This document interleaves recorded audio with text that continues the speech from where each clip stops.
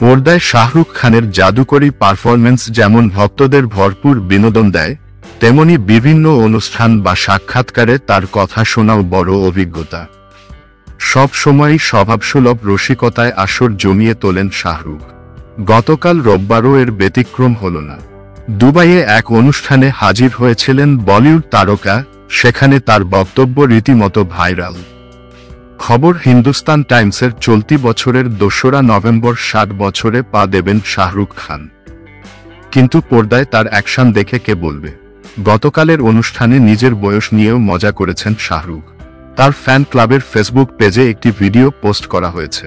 সেখানে অভিনেতাকে বলতে শোনা যায়, চলতি বছরই আমার বয়স ৬০ হবে, কিন্তু কে বলবে? আমি দেখতে এখনো ৩০ এর মতো।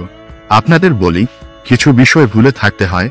তার এ বক্তব্যের পর ভক্তদের মুহুর্মুহু করতালি শোনা যায়।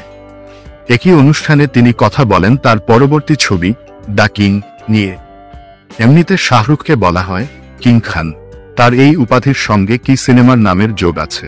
মৃদু হেসে অভিনেতা স্বীকার করে নেন। শুরুতে শোনা গিয়েছিল ছবিটি নির্মাণ করছেন সুজয় ঘোষ। কিছুদিন আগে পরিচালক ববলের কথা চাউর হয়। গুজব রটে, সুজয় নন বরং পাঠান নির্মাতা সিদ্ধার্থ আনন্দ ছবিটি বানাবেন। গতকালের অনুষ্ঠানে আনুষ্ঠানিকভাবে শাহরুখও খবরটি নিশ্চিত করেন। শাহরুখ জানান, ছবিটির শুটিং ইতিমধ্যেই শুরু হয়েছে। কাজ চলছে পুরোদমে। তিনি বলেছিলেন, আমি এখন মুম্বাইয়ে শুটিং করছি। আমার পরিচালক সিদ্ধার্থ আনন্দ খুব দারুণ। আমি আপনাদের এ বিষয়ে নিশ্চিত করতে পারি যে ছবিটি পাঠান এর মতোই আনন্দ দেবে। আপনারা দেখে অনেক মজা পাবেন।